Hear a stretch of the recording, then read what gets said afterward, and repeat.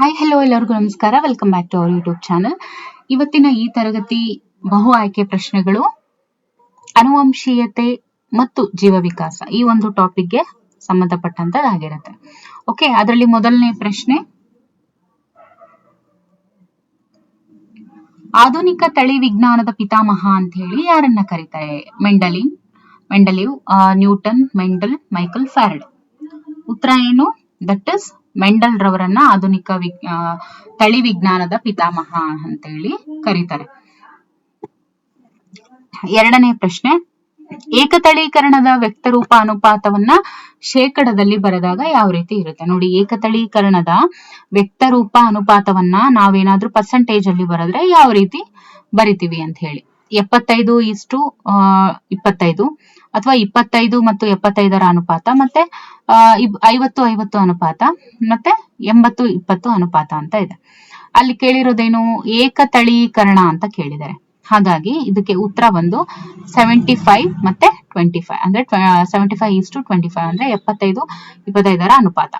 ಇನ್ನು ಮೂರನೇ ಪ್ರಶ್ನೆ, F1 ತಳಿಯಲ್ಲಿ ಯಾವಾಗಲೂ ಈ ಗುಣ ಮಾತ್ರ ವ್ಯಕ್ತವಾಗುತ್ತೆ. ನೋಡಿ, F1 ತಳಿಯಲ್ಲಿ ಯಾವ ಗುಣ ಮಾತ್ರನೇ ವ್ಯಕ್ತವಾಗುವಂಥದ್ದು ಅಂತ ಹೇಳಿದ್ರೆ ದಟ್ ಇಸ್ ಪ್ರಬಲ ಅಂತ ಹೇಳ್ತೀವಿ. ಓಕೆ, ಇದ್ರೊಳಗಡೆ ಪ್ರಬಲ ಗುಣ ಮಾತ್ರ ವ್ಯಕ್ತ ಆಗುತ್ತೆ. F1 ಅಂದ್ರೆ ಫಸ್ಟ್ ಜನರೇಷನ್ ಅಲ್ಲಿ ಯಾವಾಗ್ಲೂ ಪ್ರಬಲ ಗುಣ ಮಾತ್ರ ವ್ಯಕ್ತ ಆಗುತ್ತೆ. ಮುಂದಿನ ಪುನೆಟ್ ಚೌಕವನ್ನು ಗಮನಿಸಿ, X ಸ್ಥಾನದಲ್ಲಿ ಇದನ್ನು ಬರೆಯಬೇಕು. ನೋಡಿ,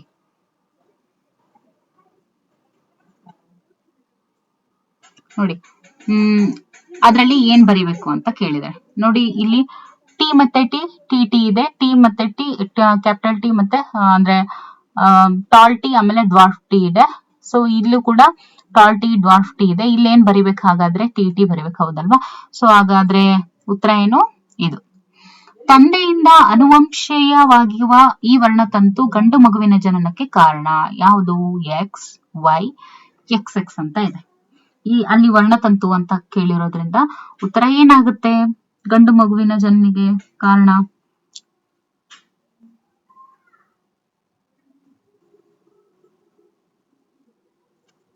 ಉತ್ತರ ಏನು?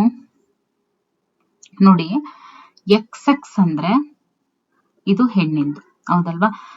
ಇಲ್ಲಿ ಇದು, ಹಾಗಾದ್ರೆ ಇಲ್ಲಿ ಉತ್ತರ ಏನು? That is why chromosome. ಈ ವೈ ಕ್ರೋಮೋಸೋಮ್ ಏನಿದೆಯಲ್ಲ, ಇದು ಗಂಡು ಮಗುವಿನ ಜನನಕ್ಕೆ ಕಾರಣ ಆಗುತ್ತೆ.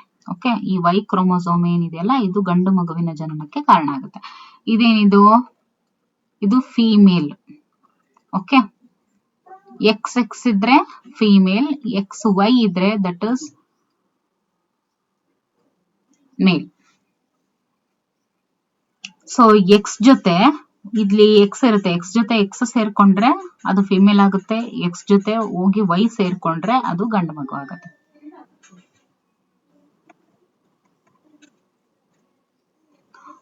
ಗುಣಗಳ ಅನುವಂಶೀಯತೆಗೆ ಸಂಬಂಧಿಸಿದಂತೆ ಈ ಕೆಳಗಿನ ಯಾವ ಹೇಳಿಕೆ ಸರಿಯಾಗಿದೆ? ಜೀವಿತಾವಧಿಯಲ್ಲಿ ಜೀವಿಯು ಪಡೆದ ಅನುಭವಗಳ ವರ್ಗಾವಣೆಯಿಂದ, ಅಲೈಂಗಿಕಾಂಗಾಂಶ ಅಥವಾ ಅಂಗದಲ್ಲಾಗುವ ಬದಲಾವಣೆಯಿಂದ, DNA ಸ್ವಪ್ರತೀಕರಣ ಸಂದರ್ಭದಲ್ಲಿನ ಭಿನ್ನತೆಗಳು, ಮತ್ತು ಯಾವುದು ಅಲ್ಲ. ಓಕೆ, ಇದಕ್ಕೆ ಉತ್ತರ ಏನು? ಗುಣಗಳ ಅನುವಂಶೀಯತೆಗೆ ಸಂಬಂಧಿಸಿದಂತೆ ಈಗ ಒಂದು ಕ್ಯಾರೆಕ್ಟರ್ಸ್ ಇದೆ, ಅದರ ಅನುವಂಶೀಯತೆಗೆ ಹೆರಿಡಿಟಿಗೆ ಸಂಬಂಧಪಟ್ಟಂತೆ ಯಾವ ಹೇಳಿಕೆ ಸರಿ ಅಂತ ಕೇಳಿದರೆ, ಜೀವಿತಾವಧಿಯಲ್ಲಿ ಜೀವಿಯು ಪಡೆದ ಅನುಭವಗಳ ವರ್ಗಾವಣೆಯಿಂದನಾ? ಅನುಭವಗಳಿಂದ ಅಂತೂ ಅಲ್ಲ. ಅಲೈಂಗಿಕಾಂಗಾಂಶ ಅಥವಾ ಅಂಗದಲ್ಲಾಗುವ ಬದಲಾವಣೆಯಿಂದ ಅಲ್ಲ. DNA ಸ್ವಪ್ರತೀಕರಣ ಸಂದರ್ಭದಲ್ಲಿನ ಭಿನ್ನತೆಗಳಿಂದ. ಇದಕ್ಕೆ ಉತ್ತರ ಇದು. ಇನ್ನು 7ನೇ ಪ್ರಶ್ನೆ, ಹಕ್ಕಿಯ ರೆಕ್ಕೆ ಮತ್ತು ಬಾವಲಿಗಳ ರೆಕ್ಕೆ. ಓಕೆ, ಹಕ್ಕಿಯ ರೆಕ್ಕೆ ಮತ್ತು ಬಾವಲಿಯ ರೆಕ್ಕೆಗಳು ಈ ವಿಧದ ಅಂಗಗಳಿಗೆ ಉದಾಹರಣೆ. ಯಾವುದಕ್ಕೆ ಉದಾಹರಣೆ? ರಚನಾರೂಪಿ ಅಂಗಗಳಿಗೆ ಉದಾಹರಣೆ, ಕಾರ್ಯಾನುರೂಪಿ ಅಂಗಗಳಿಗೆ ಉದಾಹರಣೆನಾ, ಮೂಲರೂಪಿ ಅಂಗಗಳಿಗೆ ಉದಾಹರಣೆನಾ, ಅಥವಾ ಎಲ್ಲವಕ್ಕೂನಾ?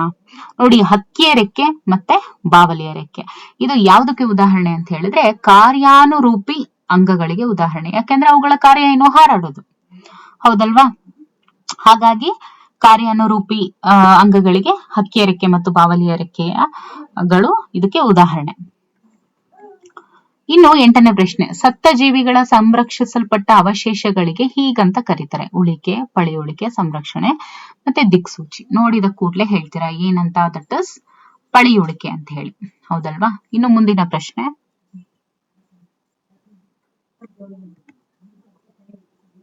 ಮುಂದಿನ ಪ್ರಶ್ನೆ 9ನೇ ಪ್ರಶ್ನೆ. ಪಳೆಯುಳಿಕೆಗಳ ಕಾಲ ನಿರ್ಣಯ ಮಾಡಲು ಈ ಸಮಸ್ಥಾನಿಯನ್ನ ಬಳಸ್ತಾರೆ. ಯಾವ ಒಂದು ಸಮಸ್ಥಾನಿಯನ್ನ ಬಳಸ್ತಾರೆ? ಪಳೆಯುಳಿಕೆಗಳ ಕಾಲ ನಿರ್ಣಯವನ್ನ ಮಾಡೋದಕ್ಕೆ ಯಾವ್ದನ್ನ ಬಳಸ್ತಾರೆ? ದಟ್ ಇಸ್ ಕಾರ್ಬನ್ ಅನ್ನ ಬಳಸ್ತಾರೆ.